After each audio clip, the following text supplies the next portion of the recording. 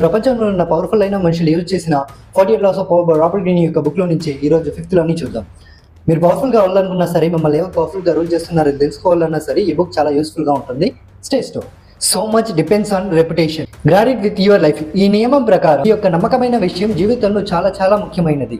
దాన్ని మీ ప్రాణమే పోతేను ఇచ్చి కాపాడమనేసి ఈ ఆథర్ చెప్తున్నారు. ఎందుకంటే మీ పైన నమ్మకం ఉన్నంత వరకే మీరు అనుకున్న విషయాలు, మీరు అనుకున్న విజయాలను చేయగలరు.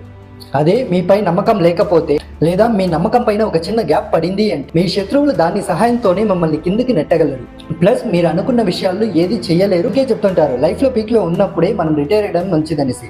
కొన్ని విషయాల్లో మనం ఏదో ఒకటి చేసి మనం కిందకి వచ్చేసామంటే దాని తర్వాత రిటైర్ అయినా మనం చేసిన అన్ని విషయాలను మర్చిపోయి మనం ఎప్పుడు కింద ఫెయిలియర్లో ఉండి మనం రిటైర్ అయ్యామో ఫెయిల్యూర్ని గుర్తుంచుకుంటారే కానీ మన సక్సెస్ని ఎవరు గుర్తించుకోరు. సో అందుకే మనం సక్సెస్ఫుల్గా ఉన్నప్పుడే రిటైర్ అవ్వడం మంచిదనేసి చాలా మంది చెప్తుంటారు.